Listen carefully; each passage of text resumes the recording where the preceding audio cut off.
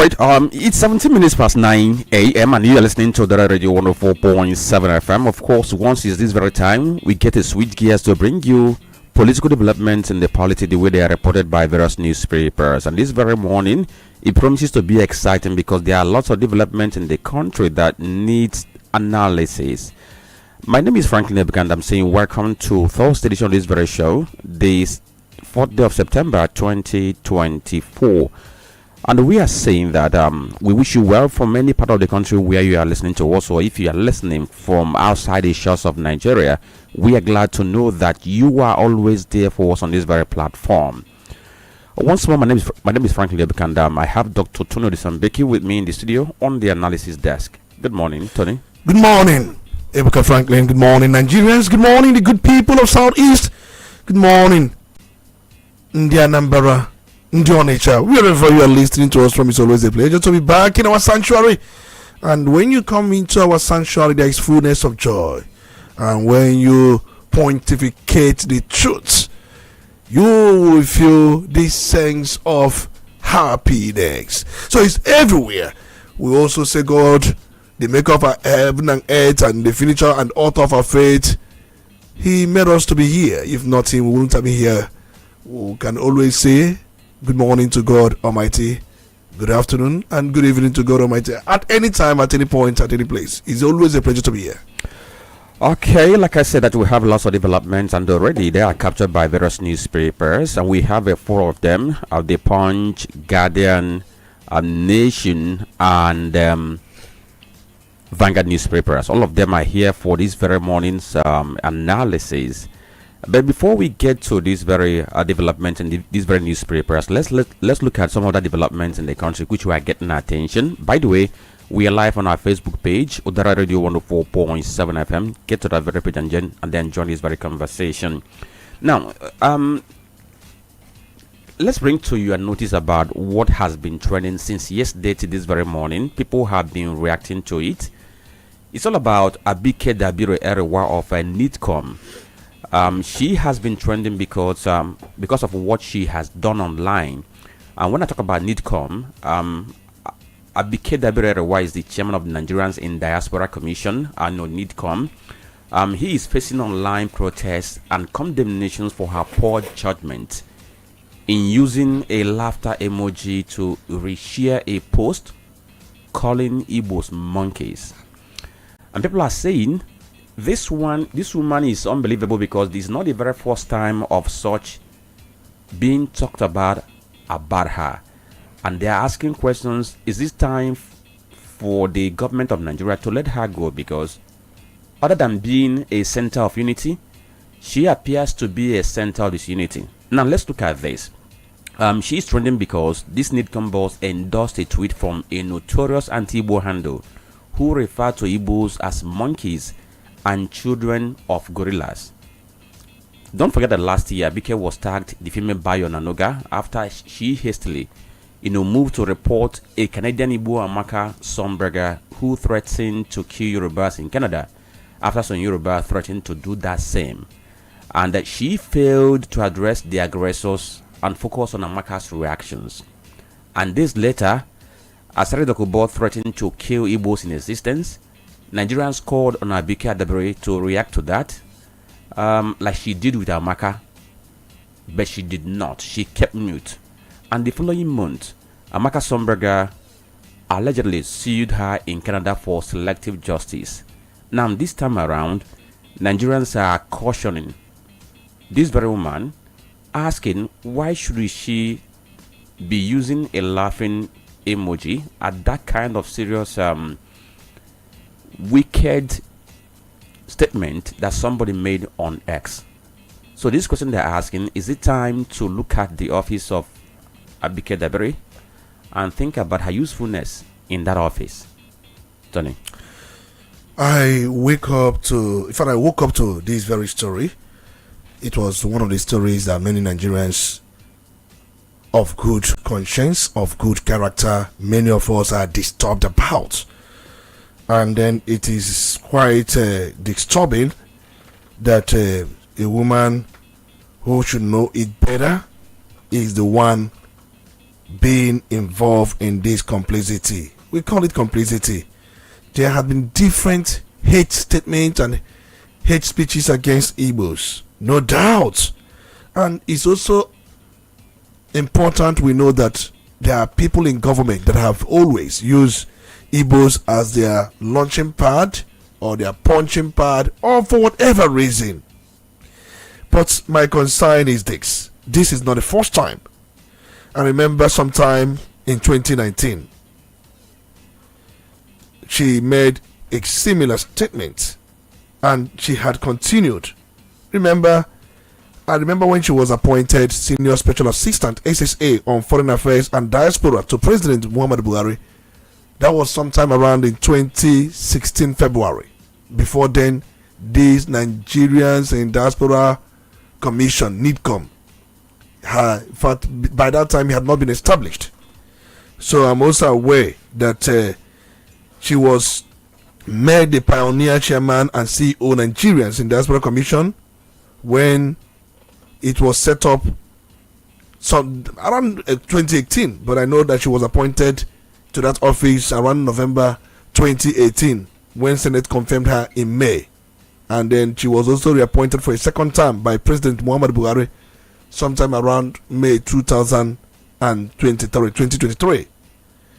By her age, I'm aware, when a woman, she's about 62 years, when she makes this foul pas, this careless and well thought gesture, it tells a whole lot. I had known her when she was working at NTA, Nigerian Television Authority, but I'm also aware that she worked there for over 15 years. And I knew when she was anchoring their weekly newsline program before retiring to run for a seat in the House of Representatives in 2003. Most time when she had her program, because she was a trained journalist and she's still a journalist, so she had been making comments, tweets against Igbos. Remember what happened in Dubai when she came out categorically to name a particular tribe as being behind certain robbery incidents in Dubai. And she did also continue with her hate statements against Igbo. Look at, if you can't even read that very tweet on air. It is not even air word. Somebody paid with taxpayers' money, Nigerian money, because you've been following Jagaban. Now, do you know the most worrisome part of this whole thing? That why many Nigerians are talking is that, she did that very sheer, when she used that laughing emoji to endorse that very tweet. Maybe people were thinking maybe it was done in error. Then somebody drew her attention to it, and she redid what she did, showing that she was careful and unmistaken about what she did. In football, by now, she must have been sanctioned. Why would you use monkey for a tribe? Yes, you reposted that content from that very vile and a compromised Wana Kerele. And then when you refer a tribe, a group of people, as children of gorillas and animals, and you reposted it. In fact, not that she reposted it, she even amplified it with a laughter emojis, just as you said, which led to the widespread backlash. In fact, the post garnered over 15,000 views on her timelines. There are many critics, in fact, including media outlets, who have accused her of just fueling ethnic tensions. And as we speak, she has not even publicly addressed that concern. She has not even deleted it. I don't know if she has done. And we've seen this from time to time.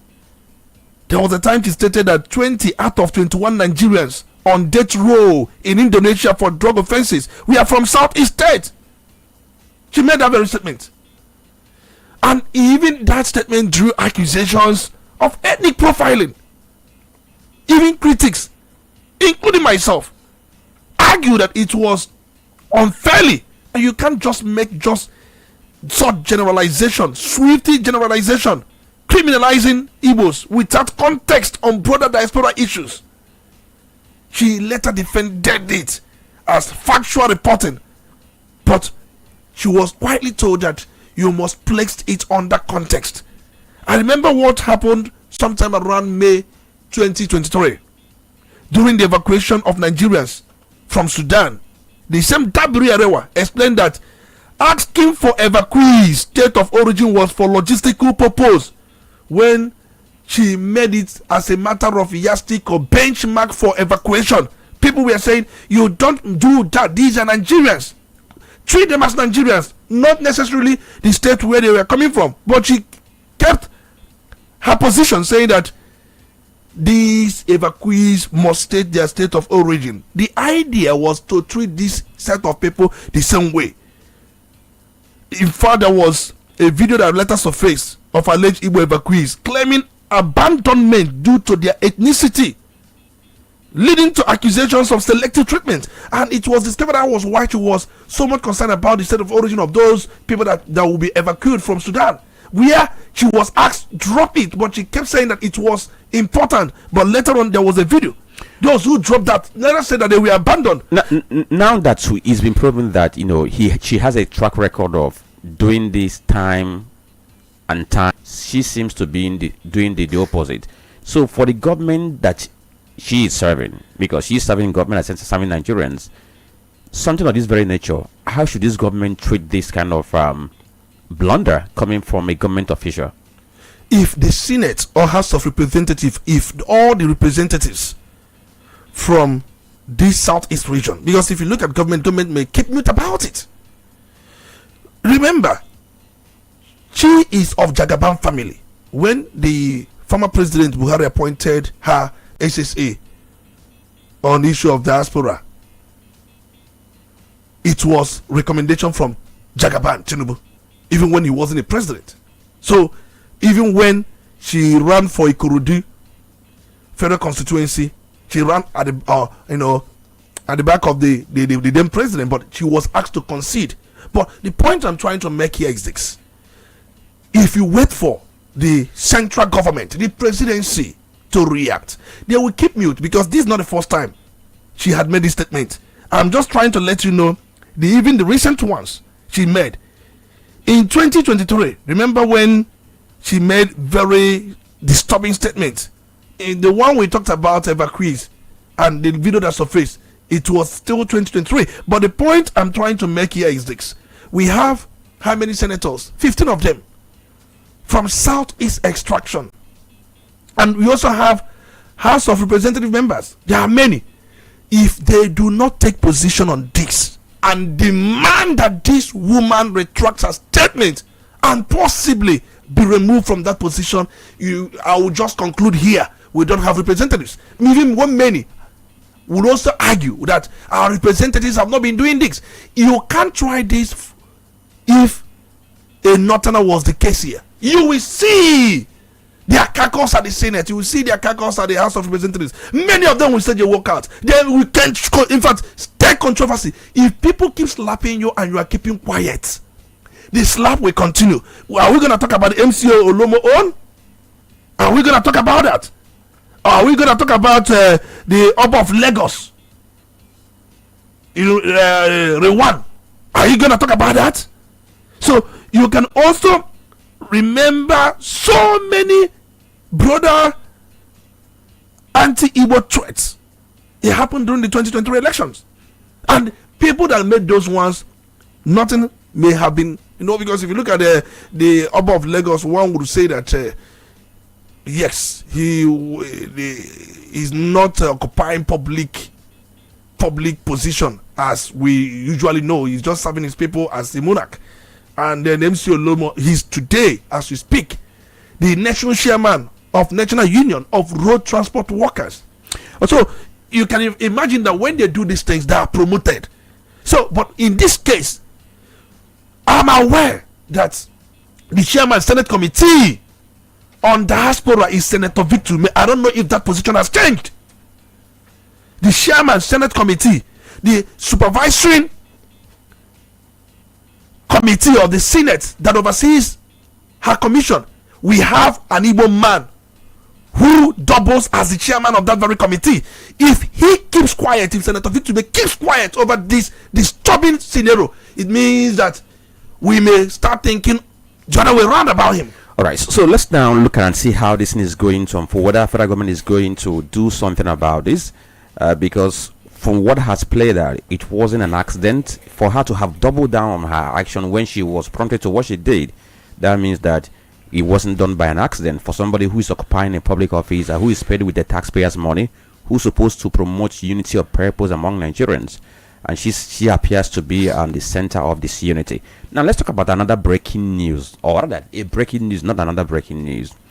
I gathered that the member representing Anambra, or rather member representing Awka South Constituency 1 in Anambra State House Assembly, Henry Mbacho, has dumped Labour Party for YPP. Did you see that coming? I think it's a personal thing. For me, he's doing his personal thing. It shouldn't even be something that we should be disturbed about. You know, it's just his game, it's just his personal tone. Whether I'm seeing it coming or not, it's immaterial.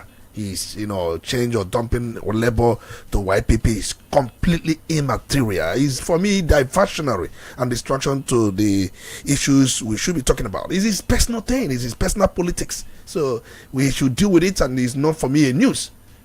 All right, so if that's some of the developments we have. And then coming from Enugu State, we had this very disturbing story of what happened yesterday, where we had 2 cases of road crashes, road accidents involving trucks, and about 10 persons die in that incident. And guess what? The 2 incidents happened on the same Enugu Port Harcourt Expressway around the 4 corner. Why I'm bringing this up is that the moment the story began to circulate, people were saying Dangote trucks have done again. But when the facts came out, the trucks weren't Dangote trucks, but people had gone to town with gongs that Dangote trucks have done it as they used to do. But this issue of disturbing road accident, 2 road accidents on the same road, one happened in the morning around 9 a.m. and that one happened around 3 p.m. Is it about people not being active on the road, like reckless driving, or perhaps it's a natural occurrence that can occur at any point in time? I think road crashes is a case of multiple factors. In fact, it's a case of different factors. I'm aware that the rehabilitation contract for the dual carriageway Enugu Port Harcourt Expressway was awarded way back in 2013 by the Goodluck Jonathan administration. I'm aware that the contract at that time was valued at about 50.89 billion naira. And in fact, it was awarded to Arab Contractors Nigeria Limited. For the project spokes, I'm aware it was to ease movement and so many things therein in that very road.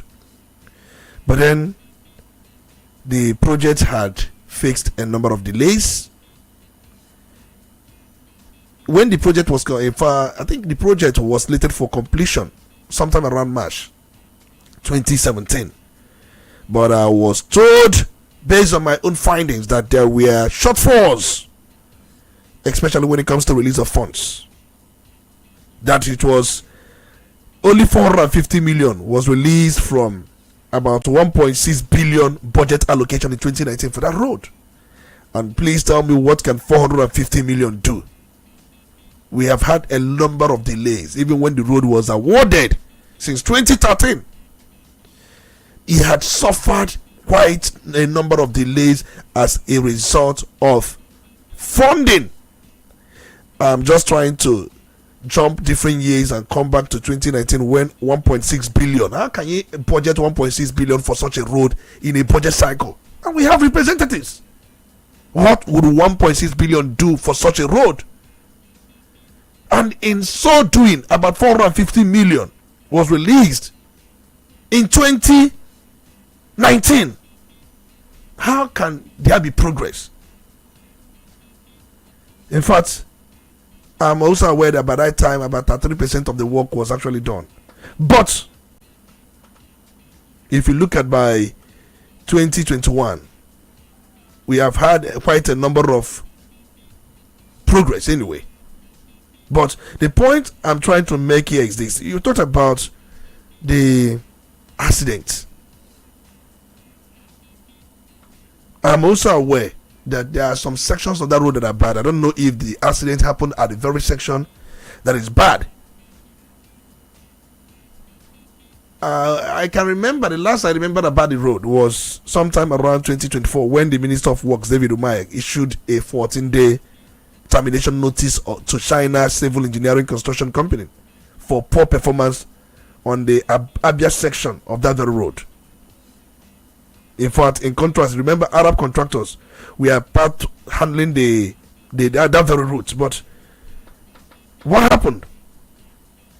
By 2025, this very year, I think around March, if I can still recall, Umahi still announced that the section 2, Umahi Aba, about 56 kilometers, handled by Arab contractors, was nearing completion, and also expected to be completed. But as we speak now, that has not been completed. The point I'm trying to make is there have been politics as far as that road is concerned.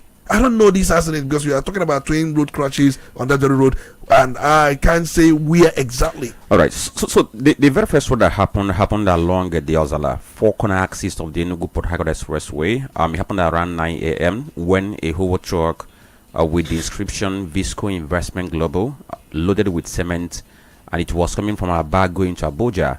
It had a head-on collision with a Toyota Corolla trying to overtake another truck, and in the course of that, the head of the truck caught fire. Likewise, that Toyota Corolla, and people who were in that very Corolla, they were consuming that very fire. And the second one happened around 3 p.m. on that same road when a senior truck also carrying cement, rammed into a tricycle, and he killed 4 persons in that tricycle, and they were later confirmed dead at the hospital. Quite a sad one on that very axis of the road. And at the same time, we are saying that this issue of people trying to rush to the press as quick as possible, break the news because somebody has become notorious for a certain act, and then you time everything that. I think it's good that we get to verify our story before pushing out, because now because somebody has become notorious for an act, and then whatever that happens, as Nonya Baemeria. Yeah, I think from the I now realize that there was a time, I think the Commissioner for Police in Enugu State was, in fact, he described these 2 crashes as avoidable accidents. The reasons he gave was that the cause of the accident was reckless driving, where one of the drivers was overtaking improperly, and heavy trucks driving against traffic. That was exactly what he said. And then he also talked about overloading and poor speed judgment. But we know very well that the bad state of the sections of the Enugu Port Harcourt Road wasn't safety risks. There is no doubt. But we're just trying to use this opportunity to highlight the state of that road before the public. All right. So these are some of the other developments not captured on the front pages of newspapers that we deem fit that you need to know about. So we're going to cross over to the newspapers to bring you the headlines. Stay with us.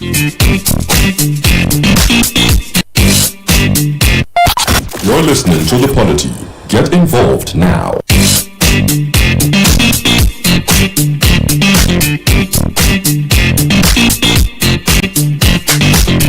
Okay, thank you for staying tuned to the Radio 104.7 FM. You are listening to The Polity. It's now 9:41 a.m. My name is Franklin and I'm with Dr. Olisa Mbeki. Let's get to see what the papers are saying now. We'll begin with the headlines on the Nation newspaper, and we have the front page story saying Tinubu's victory in 2027 sure, says Abdul Mumin. If you know Jibril, he's the one who's saying so. He was on TV yesterday where he talked about his love for Jagaban and his belief that he's going to be re-elected. So there are writers to the story. He says Kwankwaso open to talks, and that one says president not to blame for nation woes.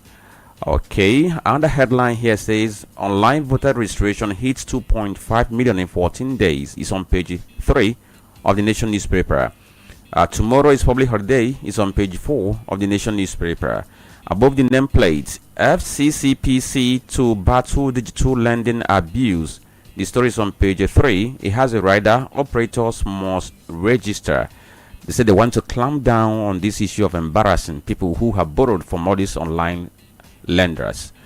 President orders MDAs to implement health insurance. The story is on page 4 of the Nation newspaper. Why additional loan payment is delayed by Nelfon. Check page 4. Dangote Group disowns truck involved in Enugu accident. The story is on page 2. We just talked about that first story. Zulum leads Northeast governors to Tinubu, requests completion of 17 roads, oil exploration. Check page 7 of the Nation newspaper. This one says 20.59 trillion naira federal government 18-month revenue strongest in history. Onanuga issued that very statement yesterday, trying to buttress what Mr. President said when he received Tanko Al Makura and his delegation to the presidency. Benue Plateau killings suspect pleads guilty to illegal arms possession. He has a rider. DSS arraigned 9 at Federal High Court. Okay.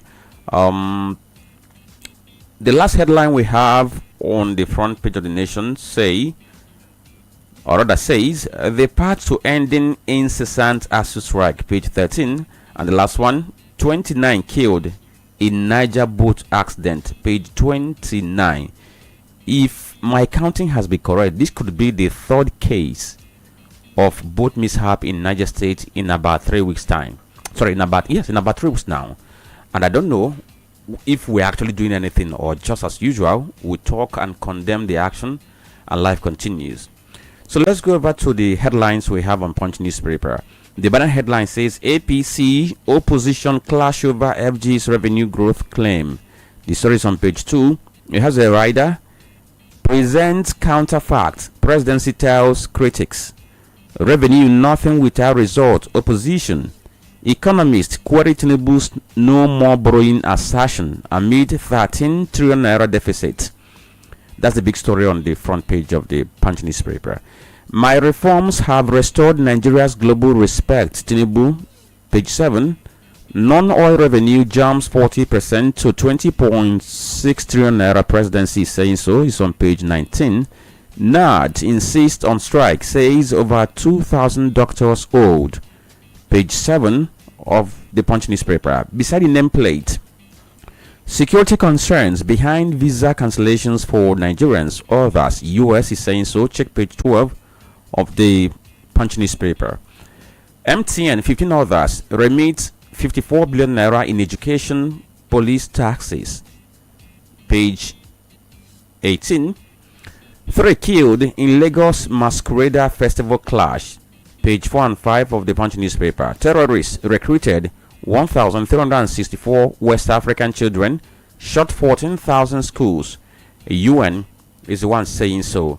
And then there's another headline we have on the Punch newspaper, though not on the front page, but on this very paper. If you check the inside page, you will see a story that says Anambra man kills apprentice, hides body in fridge.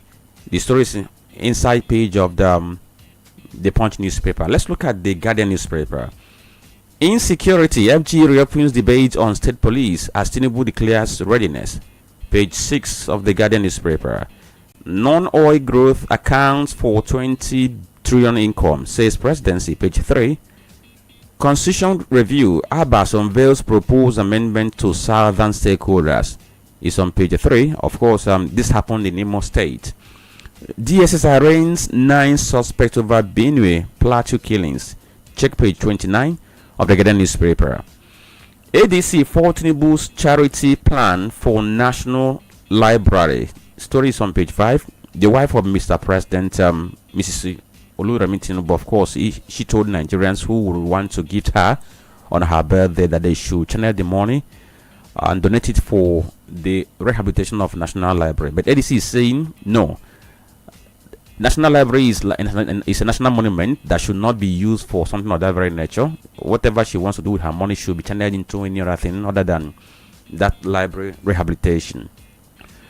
Digital lenders face 100 million naira fine for consumer abuse, data privacy violations. Check page 15 of the Ghanaian newspaper. Zulum leads Northeast governors to Tinubu 6 completion of 17 roads. Oil exploration is on page 6. Airline operators defend discriminatory expensive U-type flight ticket. You can see business page of page 25 of the Guardian. I spoke with somebody who works with an airline, and I was asking, why is it expensive during U-type that people who are flying from Lagos to Enugu or Imo State or any part of the Southeast normally pay higher fare compared to people going to other regions? And he explained that what happens is this, that during festive period, once the flight leaves Lagos or Abuja coming down to the east, there's always full capacity of the flight, but on return to Abuja or Lagos, they only have few passengers, and for them to be able to cover their expenses, that's why they have to increase the fare. And then we get to this very one. It says poly lecturers may withdraw services after ultimatum. And the final story on the front page of Guardian says contractors storm Abuja, demand 4 trillion naira payment for completed projects. And this is happening at a time when the government is saying that they have met the revenue projection in 2025 budget. And we have contractors who are saying, pay us our money, we don't do the work. And let's look at the final newspaper. Vanguard. Insecurity, I have to create state police. Tinubu, it has plenty riders. And I will go to another headline that says price hike, no subsidy on CNG, says FG. Alleged terrorism, DSS docks 9 over killings in Benue Plateau. FG not using anti-corruption agencies to witch hunt opposition minister. But if you ask the opposition, would they agree with the minister? Idel Malud, FG declares tomorrow public holiday. Check page 14 of the Guardian newspaper. And on the sports column, page 55, 2026 FIFA World Cup qualifying, or rather, let's retake it. 2026 FIFA World Cup qualifying match. Fans to pay 3,000 and the 1,000 to see Eagles and Mavubi. The match is going to be played in Uyo. NLC to FG emulate states that pay above 70,000 minimum wage. Sirica blames Air Peace United Asman for failure of Nigeria Air. The story is on page 8. US side security concerns for visa revocation is on page 8. And these are the headlines we have on the front pages of these very various newspapers we have brought to you this very morning. Next will be for us to look at the analysis, look at some of the top stories, and then tell you what you might need to know.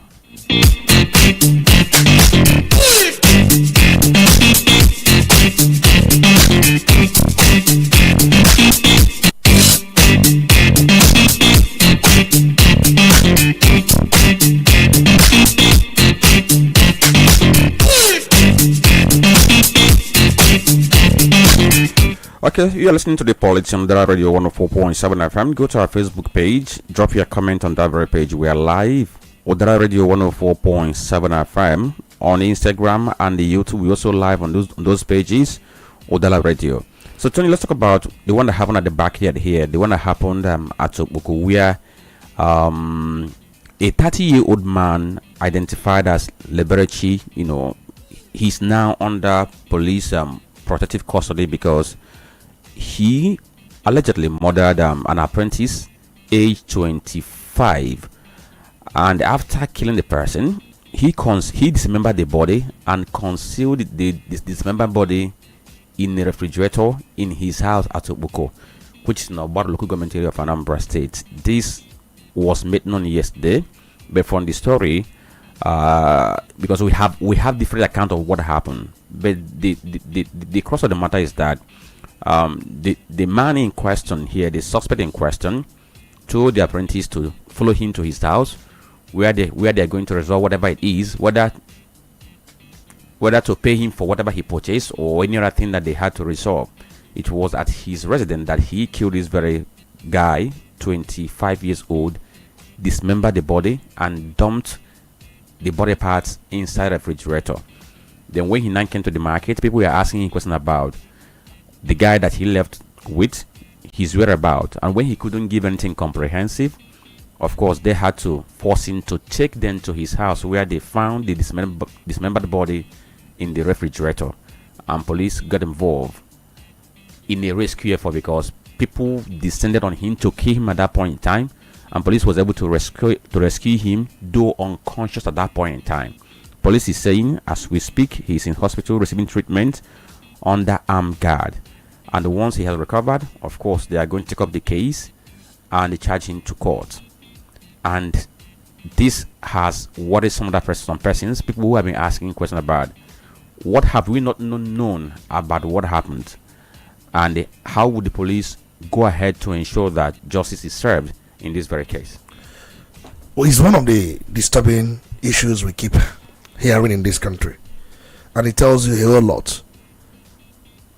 And we don't want to situate it by asking where is the man from and then other questions that are related to it. Crime is crime. Crime knows no state, religion, tribe, and we must look at this very issue squarely.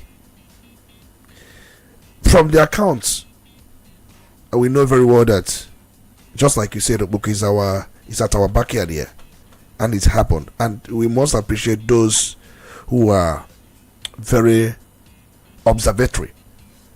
Why they began to ask questions was because they could not see the young man anymore for some time, and the man could not give a satisfactory answers as to why the young man had not been seen, and they forced him to go to his house. And for them to force him to go to his house, they must have also noticed certain attitude or characteristics about himself. Man, questionable attitudes, and that could be reason they forced the man to take them to their house. And on arriving at his house, it was discovered that the man had dismembered the body parts of this very apprentice he killed. So what's the offense of that apprentice? It tells you the broader picture of human society. Yes, we know what the man did is callous. It is barbaric.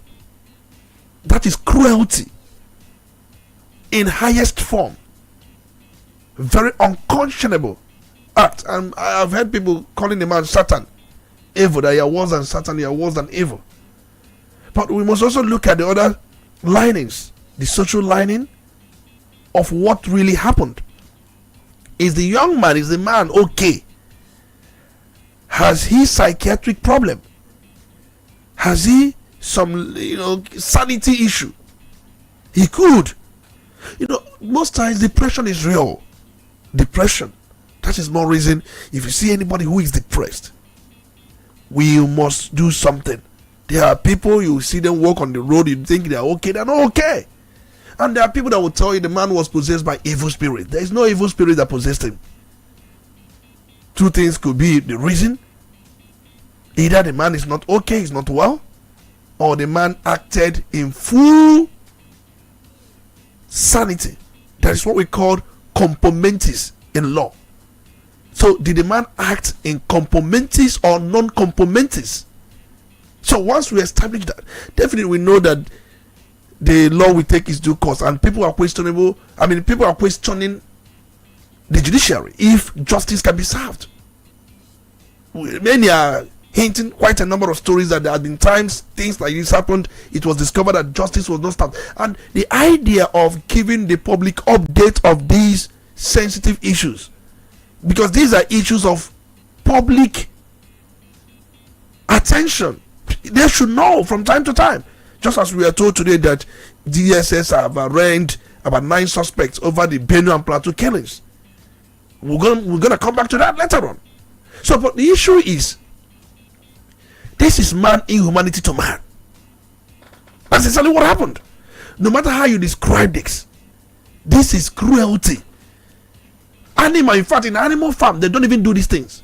You can't see a wolf killing another animal, dismembering and then storing them in a refrigerator. It doesn't work that. Animals cannot do this. So when you say that this man is an animal, no, animals are better than him. The point is clear. We must watch out for people who are depressed. And when people are depressed, what comes to their mind is suicide. Who to kill, who not to kill. That's what comes, because they don't have any meaningful value for life again. Anything in life is not, if in fact, it makes no meaning to them. So we must watch out for people that, because, and this issue of depression is occasioned by a number of factors, socio-economic factors. Now, Tony, if you look at the two accounts we have now, we have two accounts. Okay, the account coming from people who said to be eyewitnesses or people who were in the know of what happened, and then the account of the police. If you look at what the police has said in the statement, police said that, they intervened when they got information that the man was being beaten by a mob. They intervened and rescued him, took him to hospital. They went to the scene of the crime and saw the body dismembered, and the body parts have been taken to mortuary for preservation and autopsy and what have you not. This is the account of the police. Okay. If you look at the account of some eyewitnesses, people who said they were in the know, as reported by some national newspapers, the story is that the suspect bought something from the apprentice and asked him to go home with him and take his money. And when he got home, that was where the killing happened. But if you look at the story, it appears as if it's disjointed, because the apprentice who is sees having, I don't know if you understand where I'm going to, because there's some part of the story that are still missing as we speak now. Because when we now understand fully what actually happened, we now know how to situate something. Because I've been trying to get what actually led to this. Does it mean, did they have any issue before? Was there any problem? What led to go home with me, and then it turned out to be to kill that very person? That's just like I said. No matter the issue they may have had, there is no issue one could have with each other that will result to killing the person and dismembering the body. This is exactly what happened in the Nnewi. Remember the case in the Nnewi, where a woman had about how many children? I think about three children. Put them in their room and went for her routine walk, only to come back, started looking for the children, and she couldn't find them. She searched everywhere until those children were killed, dismembered, and put in a freezer. It happened in Nnewi. I don't know. I think it happened either this year or last year, and we are not fully out of the shock of that Nnewi story, and we are having another one here at Okpoko. It tells you a lot, and we've not had the updates about that Nnewi story. I remember the commissioner of police, Anambra State, CPO Rutugi, visited the scene. I think this thing happened the moment he arrived newly. He visited the scene, and since then we have not had any update if arrest was made, because in that very case, the people that did these things were nowhere to be found. Nobody could point out what happened. So investigation, we are told, started. So can anybody brief us about those investigations? Now we are talking about the one that happened at Okpoko. Now in this case, I think the difference is that the man in view was caught, and they were nearly lynched or more by the mob until rescued by the police. So police should also help us by giving us updates about what happened at Nnewi. And they need to interrogate him, because I'm wondering what is the motive behind killing somebody, dismembering the body, and dumping inside freezer. Is it to, like, I'm trying to understand, is it a way of trying to hide the crime, or there is another motive to it? Because they need to investigate him and they ask him proper questions to understand what led him into what he did. I think the first thing they should do is to subject him to psychiatric test. Once that is done, then the next will be to go on and then do the proper investigation. Forensic. The investigation should be forensic and clinical. So there are ways they can go about it. I won't sit down here and tell them how to do that. But the truth remains that they must unravel everything. There could be also people that also related to this incident. The man may not have acted alone. Don't even think that he may have acted alone. There could be some people that also have hands in that very killing. But just like you asked, what was the idea of putting the dismembered body in a refrigerator? One could be to hide the crime, as one could easily say, and another could be for rituals. So you cannot also preclude that. So the point remains that there will be holistic investigation, and that tells you how atrocious this thing happened in any human society, no doubt. But it is becoming common here and it is a problem, and we must do something about it. We will not wait until things like this happen and we start talking about it and start making some reactive statements about it. Can we see how we can? I think there is a trauma center at the Chukwu Teaching Hospital. I think it was launched the other day, and we should have such centers. Depression centers, trauma centers. If you see anybody weakening or somebody who is going or walking on the road and the person looks as if he's not himself, the person should be held and then subjected to such depression centers, trauma centers, and so many things. If we begin to extrapolate on this, or rather, if we begin to expand on this, most times when you look at people who are suffering from depression, they are most times led into taking their own lives. Exactly. They are most times led into thinking in an irrational way. In some cases, somebody might just decide to go and commit suicide, use a gun to kill himself, jump into a river. These are the actions we have seen to be very common in this our area. Yeah. That's why I'm trying to think deeper about what happened at Obuko. Like you said, by the time police get to do the investigation proper, gets to interrogate him very well, that's why I think police will make sure that he survives. And let not be any cover up or compromise. Sometimes when police will have a case like this, you see some families going behind the scene to compromise, to say let's settle outside the court and things like this. This is a grade 1 murder case, and the culprit has been the suspect, because we can't pronounce anybody to be the culprit. Is a matter that the court will pronounce. Even when somebody is caught in flagrant delicto, when somebody is caught red-handed, the person is still referred as suspect until pronounced guilty by the court. So we can safely say the suspect seems to have been caught. So we want justice to be served. That's the most important thing. Not justice being served, it must have been seen, demonstrated to have been served. It's more important thing. And my concern is to avert future reoccurrences. We must find out what make people, or what lead people into some of these callous, barbaric acts, and find a way to nip the whole thing in the bud. We've had situations, stories like this from time to time. In fact, if you open the Google, there's no state that won't have this kind of story. Now, but the truth remains that it's becoming common here. I have heard some people saying that the police should have allowed the mob to take the man's life because he took someone else's life. Our law does not support that. It's very simple. Our law, we have laws. No matter how emotional, no matter how sentimental you could be, the laws must take their course. So even when you say these laws don't work here, how many times do we obey this law? But these people should do. I've never been a supporter of John Good Justice. Even if you mob him, lynch him, and you've taken his life, we won't be able to find out if there are those involved. Because once you get him killed, you have shut down the investigation.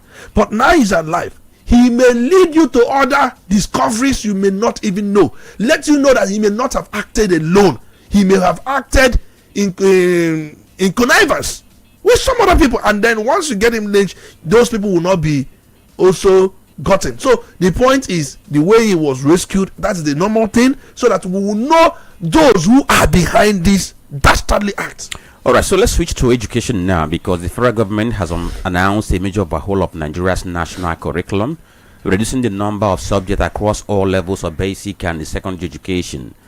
This development, according to a statement which was issued by the Ministry of Education on Wednesday, that was yesterday, is designed to reduce the academic burden on students while focusing on skills-based learning, digital literacy, and the entrepreneurship. Now, this very statement noted that the reform followed the extensive consultations with the Nigerian Educational Research and Development Council, NERDS, West African Examination Council, WAEC, NECO, MBTE, and the NAPTEP. Then there were other stakeholders who were involved in this very curriculum development. Now, let's look at what the Ministry of Education has put out. They said that these changes are set to take effect from 2025-26 academic session, and is going to allow children to learn in a more functional way without being overburdened. Now, and Government is also saying that teachers will benefit from a simpler structure, while government resources will be redirected to building a stronger skill-driven education system. Now, under this very revised structure, pupils who are in primary 1 to 3 will now take 9 to 10 subjects. It's been reviewed down from 13 to 15. Then those who are in primary 4 to 6, they are now going to study 10 to 12 subjects instead of the previous 15 to 17. And those who are in junior secondary school, that's JSS 1 to 3, they will offer 14 to, or rather between 12 and 14 subjects, which is a reduction from 15 to 18. Then those at senior secondary school SS level, students will be expected to select 8 to 9 subjects compared to the earlier 15 to 20. While technical schools will now focus on 9 to 11 subjects against the previous 18 or more. This is what the government is saying. If you look at this very curriculum, it has also introduced humanities, sciences, business, one core trade subject, and compulsory general course. And if you have time, we look at other things. It has reintroduced history in our curriculum, and then also brought about issue about skills and what have you not. And then 3 languages have been mainstreamed: Igbo, Hausa, and Yoruba. You can choose between the 3, or among the 3, on the one you want to take as part of your subject in school. So this very curriculum, people are saying, is it the curriculum that Nigeria requires for the future, knowing where the world is going to? If you ask me, that's not the kind of curriculum Nigeria requires, especially where the world is going into. I know that the curriculum more like emphasized much on some skill acquisition, no doubt. Because if you ask me what is new, the only thing new is that those who are in junior secondary school from JSS 1, at least they must select one trade subject.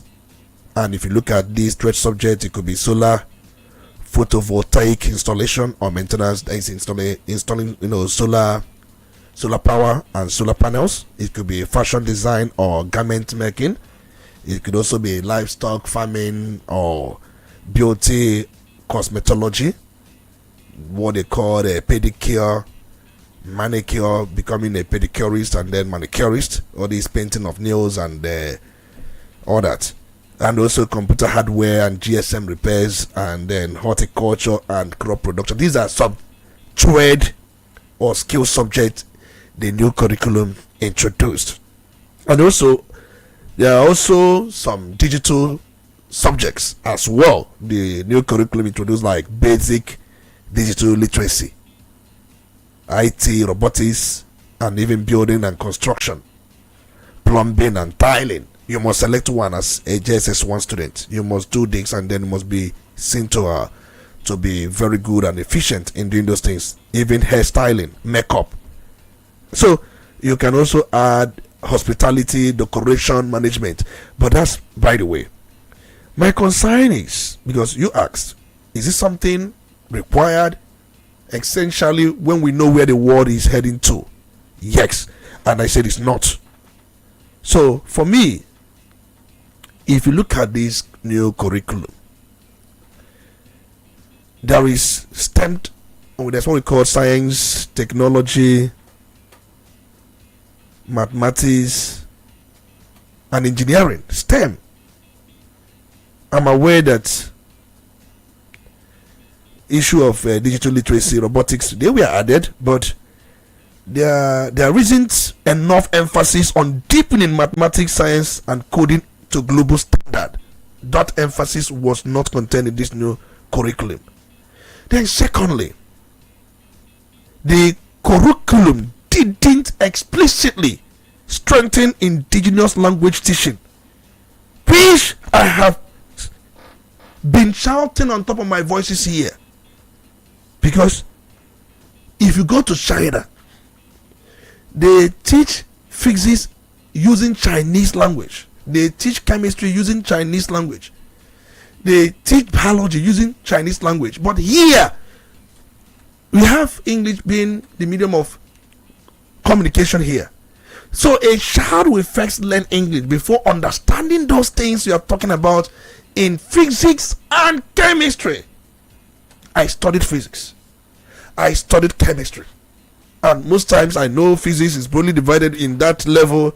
You have fluid, electricity, motion, and force. These are some broad categorization of topics in physics. And when you talk about force and motion, when you talk about fluid, when you talk about electricity and all that, when we are there, we are told about I remember when we were talking about upthrust. It took me time to understand what is called upthrust. I kept asking my fellow classmates, because this upthrust we are told that the thrust force that acts perpendicular to an object. And I remember when we are studying some of these theories, you have that language barrier first, and it will not make it to sink.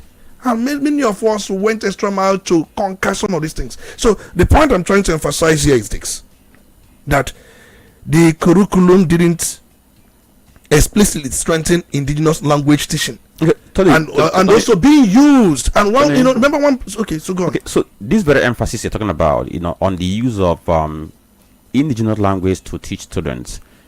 Is it supposed to be in the curriculum, or maybe in a teaching method that the ministry can devise and circulate for teachers in Nigeria to use? Remember, we should have a national curriculum.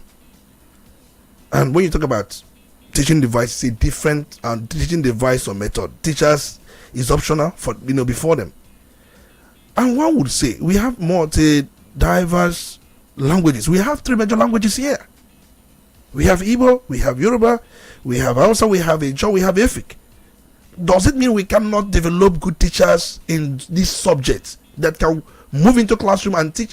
If you are taught using your language, the language you are comfortable with, not that you cannot use English, but if you are taught using the language you are comfortable with, you must have learned that thing faster than the language you are not comfortable with. But that's, by the way, I could have given you illustrations, but there's no time. But we are looking at the curriculum in view, and the issue of the framework, the implementation clarity, because the framework says subject counts, thread skill, but details on how schools, especially rural ones, we provide trained teachers, equipment, and facilities.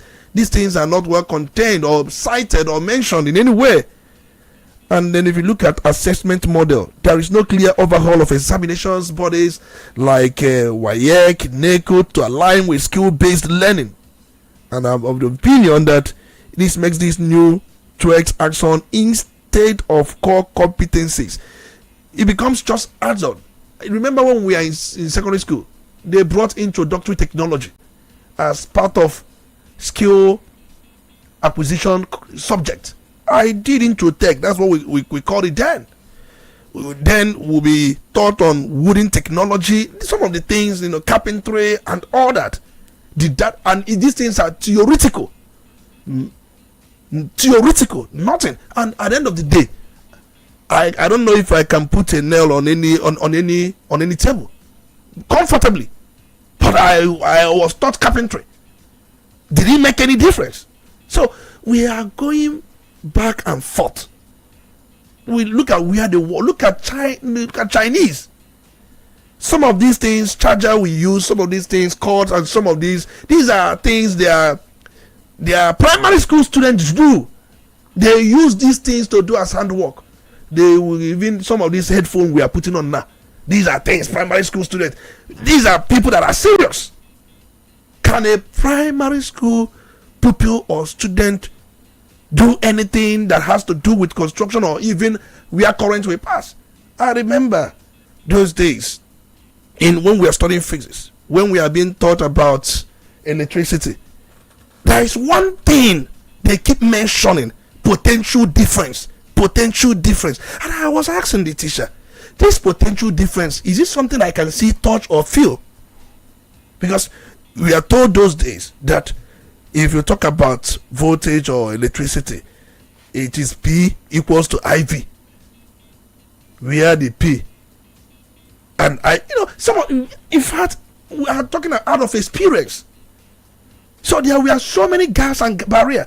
If you use PONK, that was the textbook we used then, you will find those things that what we usually do then is to cram or subject those things to some practical text. And when you see those things happening, you understand how it works out, but without any external revelation. So the point I'm trying to make is, we've seen the curriculum. Just like I said, I pointed issue of STEM education. They did not deepen it in that new curriculum, and that is where the world is going. Okay, and then are there positives that we can single out from the curriculum and then talk about the downside? Because of course, the curriculum reform or review could be the prelude to get into the future, and then next one will now be, how do you now get to implement it? How do you now support? Because if you're talking about digital literacy, do we have those facilities for the children to use to learn in those schools, which is a second part that must follow this very curriculum reform we're talking about? That is infrastructure. Our schools are neglected, abandoned. How many schools have computers? If you go to some laboratories in some schools, during my time in CKC here, we had a good biology lab, chemistry lab, and then physics lab, well equipped. I don't know how they managed to get it well equipped at that time, but it could be because government then was working or not working. I cannot really say for sure. But the point remains, just like you pointed out earlier on, we have got some of these skills. Who are the teachers that will train these students? You have to train the teacher first before the teacher will pass the training to students. Are they well prepared? Will they be trained? The curriculum did not emphasize that. And then if you also look at issue of overloading of these subjects, if you look at when you say 12, because look at basic education from primary 1 to JSS3, that is 9 years of basic education. And you have sometimes in primary school a teacher takes the entire subject, because I don't know if it is too so. It's time to be corrected. If you're in primary 1 or primary 2, you have one teacher. That teacher will take you on English, some of these subjects, integrated science, basic civil education, civic education, and all that. It will take you on all those things. Can one teacher take you up to 12 to 14 subjects? Is a worry. Is this not overloading? And these things are well broad without any ideological leaning.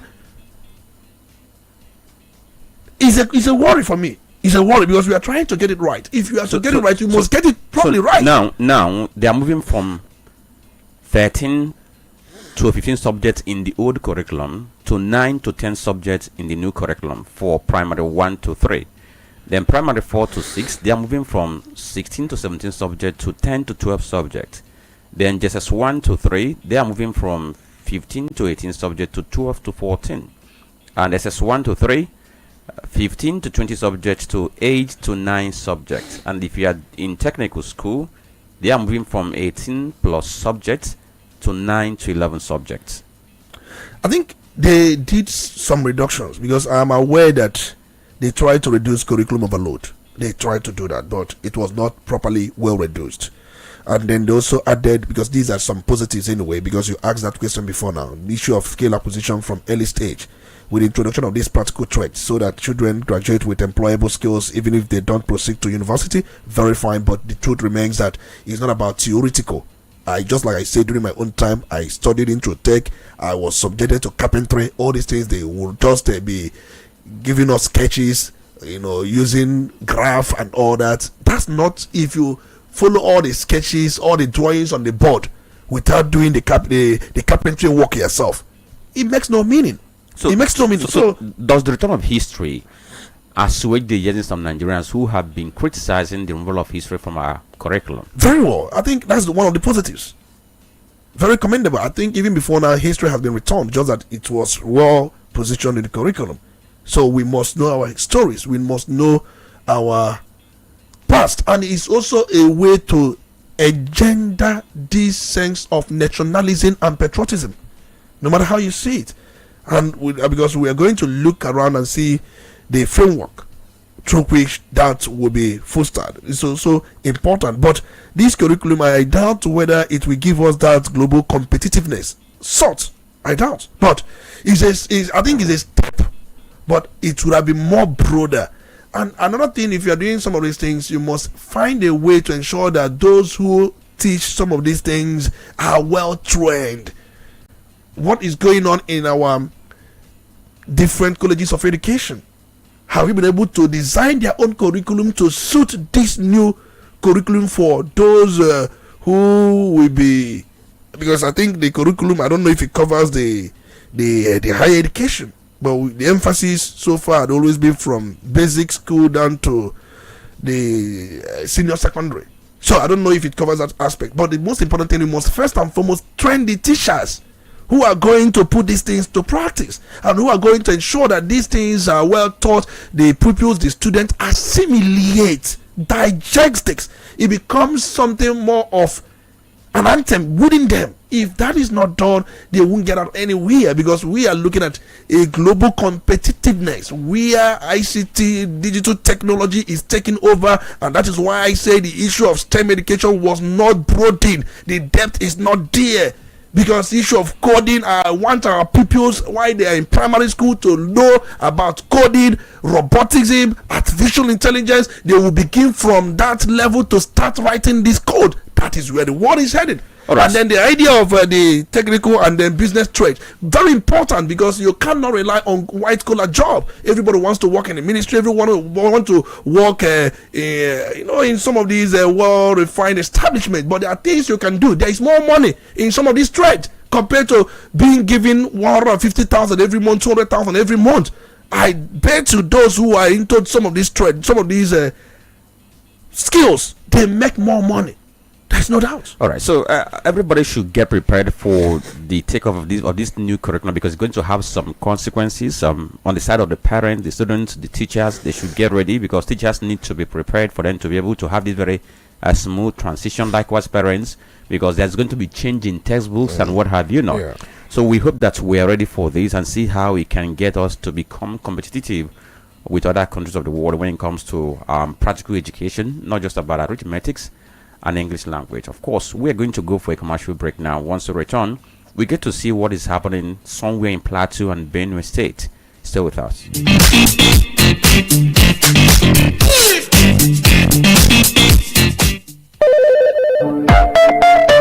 Udala Radio 104.7 FM. Seriously authentic. Your quality bread, Wendy's bread. For your family breakfast, Wendy's bread. Upper kitchen they do yellow, Wendy's bread. Mama, papa they like Wendy's bread. Not kitchen they don't do Wendy's bread. Even children they like Wendy's bread. Oh, Wendy's bread, Wendy's bread. Get it better, tasty, we go sweet your belly. Wendy's bread, Wendy's your bachichoma. Wendy's bread, teacher. Wendy's bread, your tasty bread. You can contact us on our official address, Second Business Park, Enugu Road, GRA, beside Onitsha, Anambra State. We also have another branch at St. Michael Plaza at Tandy Road. Also contact us on 070-1149-1571. Wendy's bread, your tasty bread. Wendy's bread. Listen to this special announcement. This is to inform the general public that Guinness Eye Center Onitsha, the eye department of Nnamdi Azikiwe University Teaching Hospital Nnewi, in partnership with Guinness Nigeria PLC, is offering 75 free cataract services to indigent patients with cataract. Screening of patients will commence Wednesday, 3rd September and end on Friday, 5th September 2025 at Guinness Eye Center Onitsha. Time 8 a.m. till 4 p.m. daily. Selected patients will be operated next week.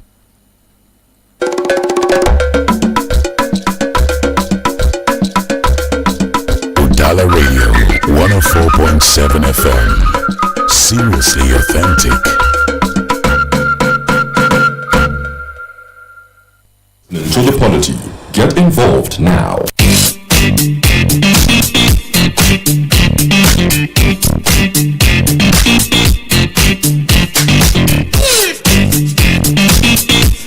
Okay, thank you for staying tuned to the Radio 104.7 FM. You're listening to the Polity, and it's now 10:27 a.m. and we have to look at this very story regarding what played out in Benue and Plateau some time ago. My name is Franklin and Ebuka, and I'm still with Dr. Olisa Mbeki, who has been on the analysis desk. So the story coming from Benue and Plateau is that the Department of State Services DSS has arraigned 9 individuals before a federal high court in Abuja over alleged complicity in the recent killings in Benue and the Plateau State. The 9, named as defendants in 6 separate charges yesterday, took turns to enter their pleas to the allegations raised against them, including unlawful possession and dealing in firearms as well as assisting in terrorist activities. Their names are listed here, and they are aged between 26 and 62. The oldest amongst them is 62 years old, while the youngest, Haruna Adamu, is 26 years old. Now, out of these very 9, only one person pleaded guilty to 2 out of the 4 counts containing the charge on which he was arraigned with others. Now, the person known as Manjo, he pleaded guilty to, without a license, buying and selling 2 locally fabricated AK-47 rifles at the rate of 3 million naira, and thereby committed an offense contrary to Section 9 of the Firearms Act of 2004 and punishable under Section 24, subsection 1 of the same Act. He also pleaded guilty to another charge, also involving dealing on arms and what have you, but others pleaded not guilty. So we're going to see that this very trial is going to continue. For the person who pleaded guilty, of course, his own is going to end so quick, while this one is going to last for God knows when. So, Tony, from what we have seen now, because when Mr. President went to Benue, he charged the security agencies to fish out the killers and make sure that they are prosecuted. Now, we have seen 9 persons being charged to court. Of course, these 9 persons are not, we can't say that they were just the ones who were involved in what happened in Plateau and in Benue. Maybe the ones who have been arrested so far. So can we say that this is the beginning of the journey towards getting justice for those people who were killed in Benue and those killed in Plateau State? The point remains, there is a trust gap between the people and our institutions. If you go on social media, there are many people who believe that these people could be people arrested for separate crime, now being covered as being suspect for the killings in Plateau and Benue killings. If you look at one of them, Silas Udu Oloche. This Silas Udu Oloche from Benue State, Agatu precisely, and we are told that his own offense was unlawful possession of 18 firearms, including grenades. And then, is this somehow related to the killings, or is it a separate incident? One thing is this: we must be very careful. If there are different criminal issues around that area that are not related to the killings, separate them.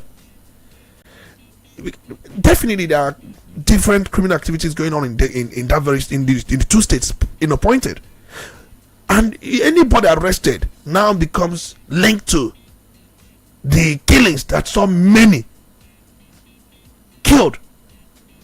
And if you look at many of them, they say they are not guilty apart from one that was caught with firearm. Was the firearm linked? Can you link the firearm to the killings? It's important. It's not about coming up and say that we made arrests. Are these people, these suspects, can you relate? Can you link their activities in that killings or those killings that happened the period it happened? Yes, Mr. President said, how could there be such killings and no arrest? That was the statement of Mr. President. And he tried them. Make arrest. So, in a way to make arrest, anybody you arrest now becomes a suspect to that killing. If you look at the names, I don't know, I don't have all their names. But if you look at some of the names I was able to cite, you will hear something like Timan Manjo from Plateau State. From Manjo, we are told that these people came outside the state. But one could also argue that there is no way those outside could come without the connivance of those in. That one is a valid argument. But, and from the look of things, the locals describe these people, those who survived this heinous crime, they describe them. And they called them to be killer herdsmen. From the names we are seeing here, I don't know, apart from one that we are told that comes from Katsina State, Haliru Uma, 32 years. And if you look at the allegation, transported 302 rounds of AK-47 ammunition to bandits and concealed information about a known gun runner, Alhaji Sane. If you look at it, these are people probably that, according to these allegations that we are charged with, probably aided or did one thing, but the real masterminds, they are nowhere to be found. So I don't know. My own is to make objective analysis of what is presented before us. I can't stand here and discredit DSS. I'm not discrediting them, but for making arrests is a sign that there could be more in the office. But let it be that some arrests are made, and then any arrest made in connection to any separate crime is now being linked to this. It's important we separate all these things. Okay, so we're going to go to the phone lines now to take your input into this very conversation. Don't forget that Mr. President also said that the reforms of his government have restored Nigeria's global respect. If that is true or not, you can as well tell us when you call in. I would have loved to react to that very statement. Yes, we are going to come to that, but let's take some calls now. 0803-827-6694 or 0803-221-6973. Don't forget that you have 2 minutes to make a contribution. And also, if the phone line is busy, you can go to our Facebook page and drop your comment. Good morning. Hello. Yes, good morning. Good morning. My name is Udala. Can you hear me? Yes, we can hear you loud and clear. I'm going to start with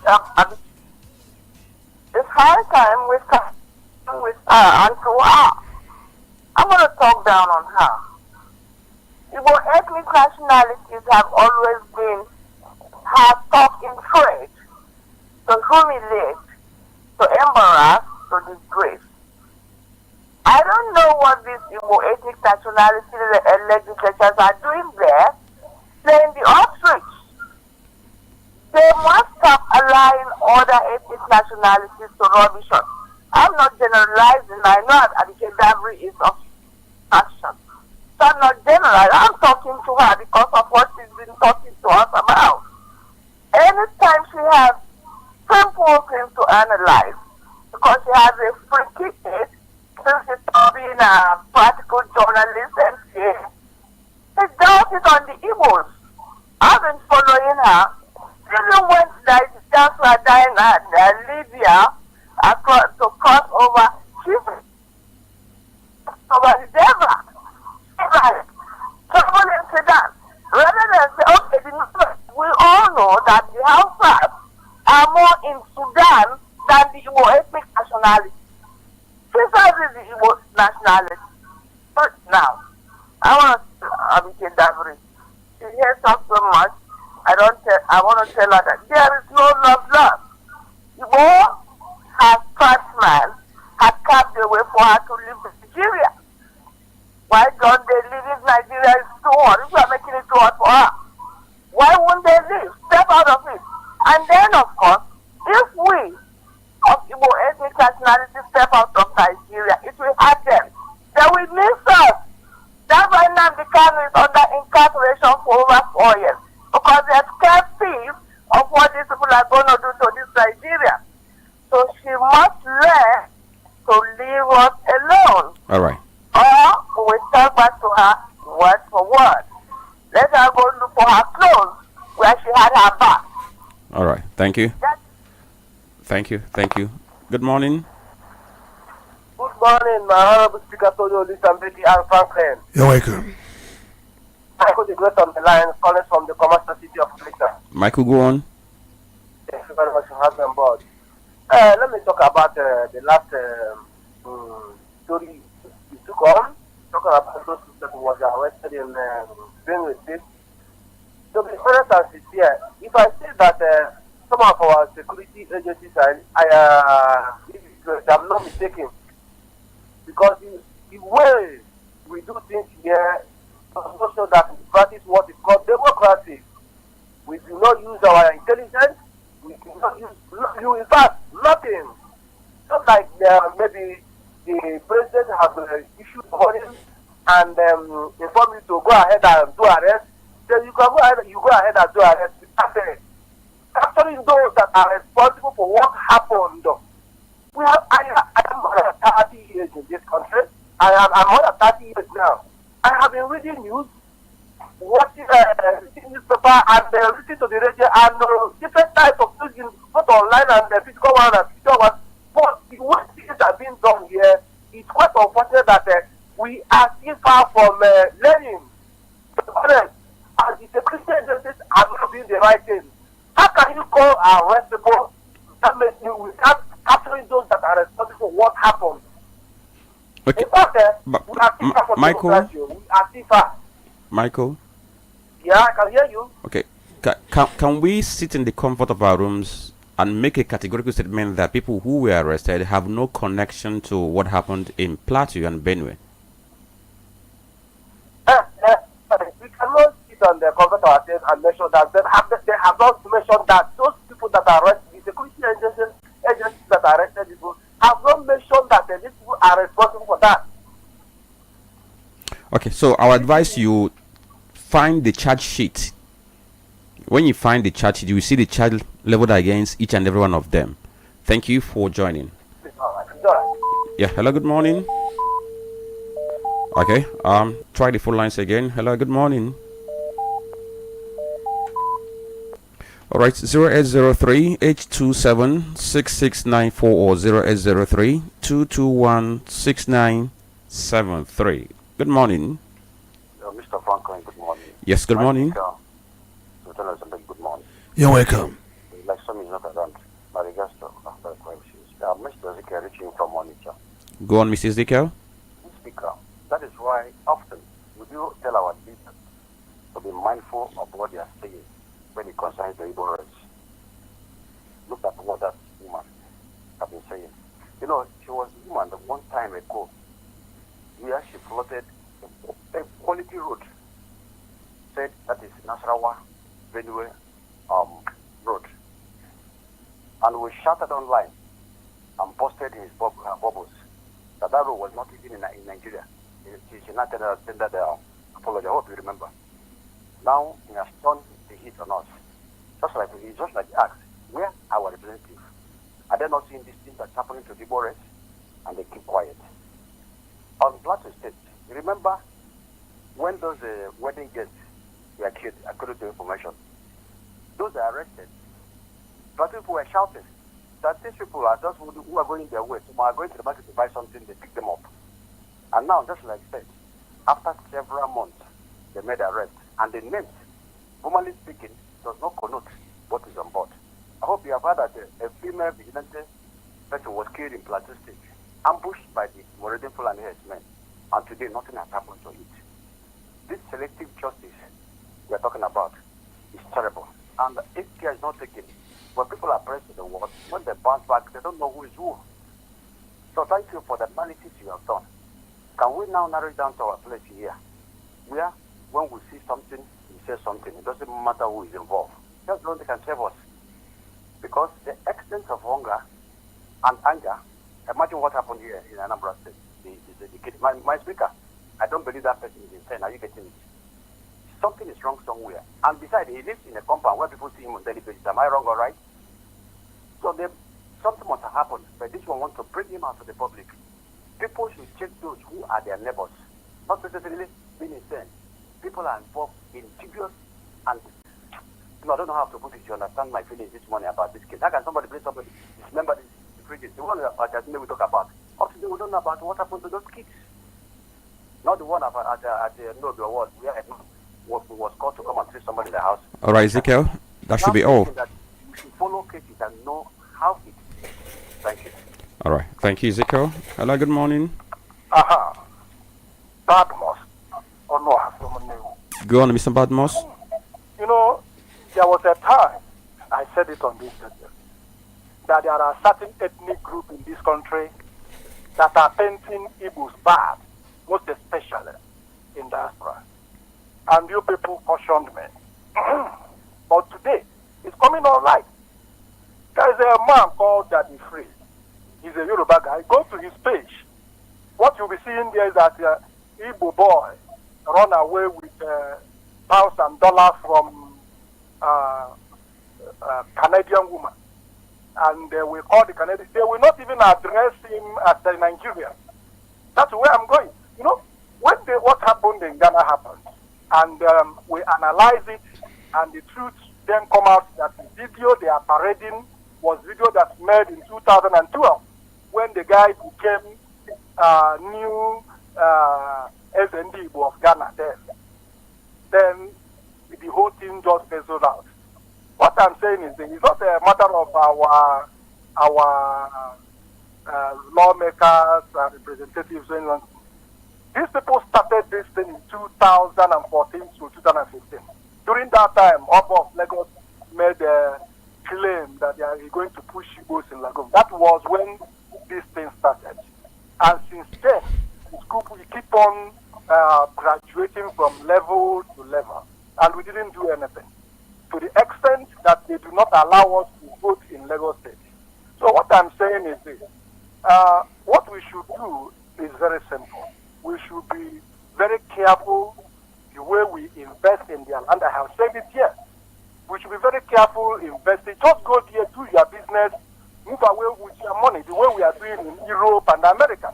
All right. Badmos, I'm trying to force to have non-talk because you said you raised an issue on this platform and you were shut down. Yeah. Now I want to make it clear to you that the only time you were shut down was when you were trying to impute ethnic hate. Okay. That was the only time you were shut down. So you can't be talking about people trying to pull down an ethnic group and people are going to shut you down. No, it won't happen on this platform. But if you are trying to impute ethnic hate, that is where we come into for us to have decency in conversation. What I want to say is this. Whenever you see a country or any nation condemning Igbos, not Nigerians, and as long as they say now switch to Igbo this, Igbo that, go behind and we see that there are people from this country that are sponsoring it. It happened in South Africa, it happened even Malaysia, it happened even in Ghana, and all these things are coming out. And this woman in question are one of those people that are championing it, followed by Daddy Freeze. There are many of them. All right, thank you.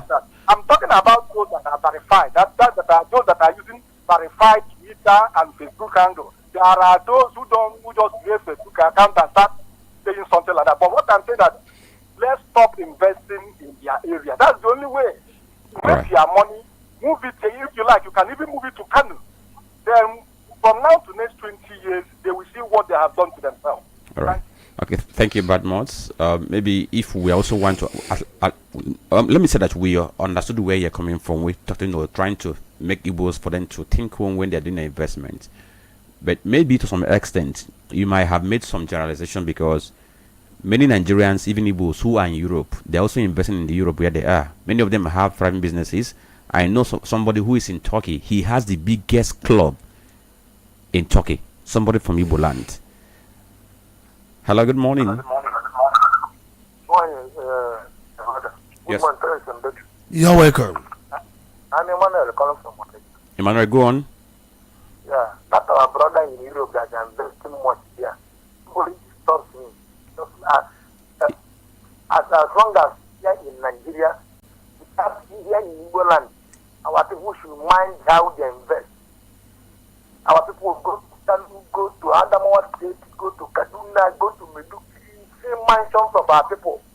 Go to Port Harcourt, go to Niger Delta here, go to Yoruba land. But all this is where nobody likes us, they hate us more. The man that has killed Igbos in everything they are trying to accuse Igbos. Let's do something. All this in our success, that's what they bring up. But let our people be mindful we are there. And in terms of insecurity, these people that they are arrested, calling them, go and watch those names. People are talking about what even the Northerners are shouting on Fulani men. There's no Fulani in them here. If you doubt me, when these people that said that they are arresting them, go to the station and the people, the killing is still going on. Even then first day, I think the 4 soldiers were mowed down here by these same people. We are getting the results. So who are those people that they arrest? Because if something happened to people that are going to wedding, you go there and arrest innocent people that are going to buy pepper for their mother. You call them terrorists. No. They are not the people that are destroying Nigeria. And we're asking the other boy, how can he prove it? That is the same question. People are asking him on the channel. And when he was telling us that the foreigners are coming down, and we have so many people are calling him so many names, and now we have seen, because our people don't believe that the rain is coming, or the rain. All right, thank you. Let me also say that investment is not driven by sentiment or affiliation. We should take note of this. There are things that drive investment. It's purely business. So anybody who is investing anywhere, he's not being driven by where he comes from. He's driven by where am I going to put my money? I'll be able to make returns on that very investment. I think we should take note of this. Then talking about the names of people who were arrested, I think at this point, and let's mention those very names. Tekenda Showa. Then there is Amos Alede. There is Haruna Adamu. There is Muhammad Abdullahi. There is Halima Halilu Usman. There is Timna Manjo. There is Nambo Tali. There is Danjuma Antu. Silas Idu Oloche. These are the people who were arraigned in court.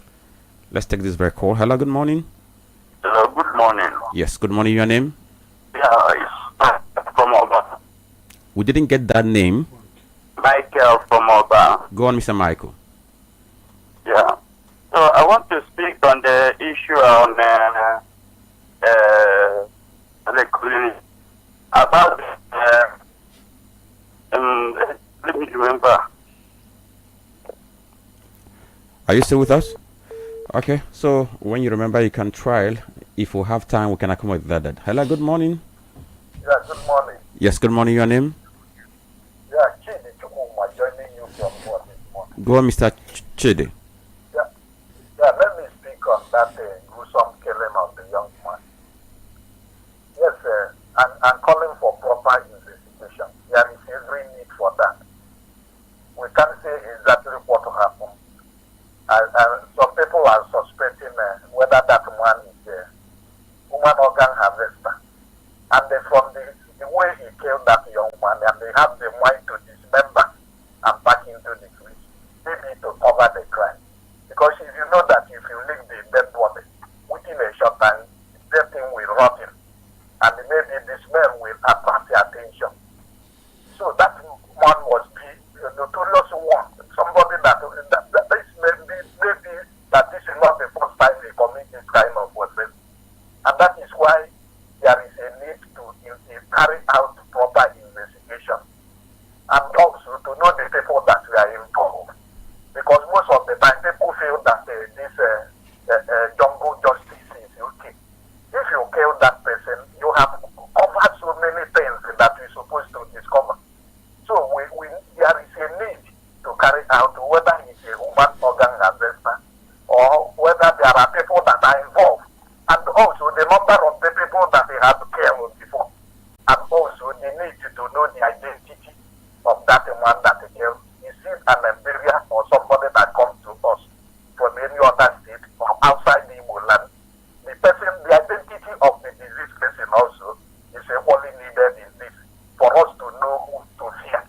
And also for our children to be very, very cautious, being more security conscious in this country because a whole lot of things is happening. All right. And this killings, this kind of things, before you can't see such a thing in Igbo land. All right. But Thank you. now, Thank you, Chidi. Right. Thank you, Chidi. Thank you for understanding because we have some reaction on our Facebook page for us to acknowledge. Dr. Mrs. Simon from Owerri says, I join P2B to say that if the economy has stabilized, it must be fed by the people. Which reform is Mr. President talking about? Is it the reform that is hemorrhaging the people to death? Reform that has diminished lives and living out of the masses? Reform that has impoverished the masses and bleeding them to death? Is this reform for the living or for the dead? If it has improved, it will reflect on the masses. Master B SJP says, Let's stop killing each other in the society, and let state government start signing those on death row in the correctional service center. Once there is public execution, any notorious killer in the society by the courts. Okay. I'll try to reconstruct this. Once there is public execution of any notorious killer by the society, people will have fear not to kill, rather to settle their matter amicably. He posted from Onitsha. Also, Francis Omaganamani from Amagunze in Enugu State says, Mr. President should revisit the 2014 confab and get the report implemented to address some of the challenges facing the country. Henry Elu says, it's quite unfortunate that a hate speech against the Igbos is not seen or regarded as one, but when it goes in an opposite direction, all hell is loosed. The laws of Nigeria are arranged to target a certain ethnic group to the detriment of others. In a society where there is an equality, Abike Dabiri shouldn't only be asked to apologize but must be prosecuted. If the federal government is applauding Abike everywhere, ethnic bigotry against the Igbos today, they should also do same when there is equal and opposite reactions from the Igbos. Okay, thank you for posting from Onitsha. Okay, Gonas Madeke says Anambra State Police Command should do proper investigation on the killing of an apprentice. A 25-year-old can't be killed and slaughtered by only one man. All party involved must be brought to book. Tochukwu Stanley Unobuaga says, I'm looking forward to see how the government of the day will treat this inhuman treatment to Ndibo from that lady. If it's in Nnamdi Kanu or any other Igbo, it becomes treason or perhaps terrorism. Nigeria government and its agencies on daily basis keep reminding us that we don't belong here as long as the name Nigeria exists. My heart bleeds because I know we have no representatives. Okay, I'm just going to mention the name he used for them. Ugochukwu Frank says, Olulemi Tinubu made inflammatory remarks about the Igbos. Now Abike Dabiri has joined a government that subverted the people's wishes, has no true mandate. Nigeria has an Igbo problem and power is transient. No position lasts forever. Oluchi Chima says, what's the identity of the man that killed the boy in Obuko? And the boy he killed, where are they from? What is the identity? That's the question Oluchi is asking. And Mbechiobi says, I want to talk about what happened in Obuko. It's terrible and must be investigated thoroughly. He posted for me here. And then Wisdom Peter and Eke Gunners, thank you all for joining. Tony, our time is fast spent. Maybe you can take a few minutes and talk about the statement by Mr. President that he has restored respect for Nigeria at the international scene. Is that why we have Colombia coming to Nigeria for business affiliation and relationship? How can you say that you have restored our respect globally when we don't have even ambassadors, high commissioners in about 109 missions we have across the world? Who are those people that will facilitate the bilateral, multilateral talks? A consular officer cannot deliberately come in anything that has to do with diplomatic relations between one country or the other. They don't have such capacity. So what it means that we don't have a kind of steady diplomatic relationship between many countries, and for us is a disrespect. That is one. Are you going to talk about corruption? Are you going to talk about weak institutions? Mr. President did not cause it, but he inherited it. These countries will only respect you when your institutions are strong, not by any reform you're talking about. And they will only respect you when the Japa syndrome, brain drain. Many Nigerians, look at the young lady that was listening last night that was rescued from Libya. She was narrating her ordeal. And when she was asked what pushed her to travel to Libya, she said immediately there was this statement by a friend that there was this job in Libya because the brother had a kidney problem that they cannot in any way source out for to treat the brother. So she went to Libya to see if she can make money so that the brother will be treated because they cannot afford it. There are different reasons why many Nigerians keep leaving this country in thousands. Many keep passing through Sahara Desert. Is that the respect? Where many people are hungry, we are capital when it comes to poverty. We are talking about malnourishment. Capital. Is that the respect? I don't want to talk more about this, but we have to use our tongue to count at it. And then coming back to what somebody said about the wife of Mr. President, I think she has asked for forgiveness because during 2019 elections, she wasn't the first lady then. She was the senator representing Lagos Central. But she was caught on camera telling an Igbo voter, "You Igbo, we don't trust you anymore." She was caught on camera making such statement during the 2019 elections.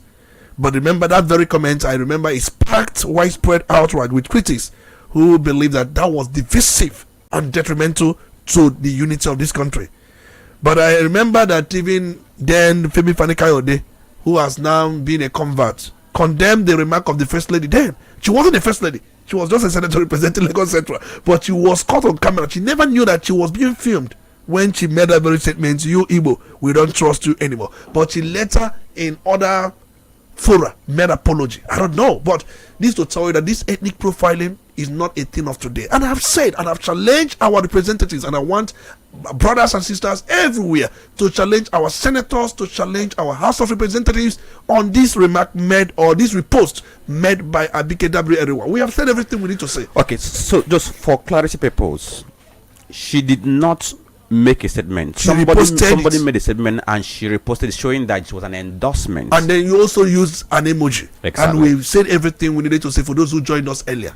All right. Thank you all for listening. Thank you, Tony. Thank you, everyone. We're going to be on this platform at the same time tomorrow. Don't forget that we have a rebroadcast of this very program from 12 a.m. You can listen to a repeat broadcast. Thank you all for listening. My name is Franklin and Ebuka. Good morning. Nobody won't die. My brother made me try to make people smile. Oh yeah, and give me my country, we will go far. Just the truth, just the truth, and give me my country, we will go far. Just the truth, just the truth, just the truth, just the truth, just the truth, just the truth, just the truth, just the truth, just the truth, the children of today and the future of tomorrow. So make the change them, all the good things of life. Discouragement, no go make our children go. So therefore, make we tell them better things. But the ways of God, Nigeria no go without a roof. No go destroy, no go fall down. The ways of God, Nigeria no go shake, no go break, no go down. Nigeria, my country, we no go far. Just the truth, just the truth. Nigeria, my country, we no go far. Just the truth,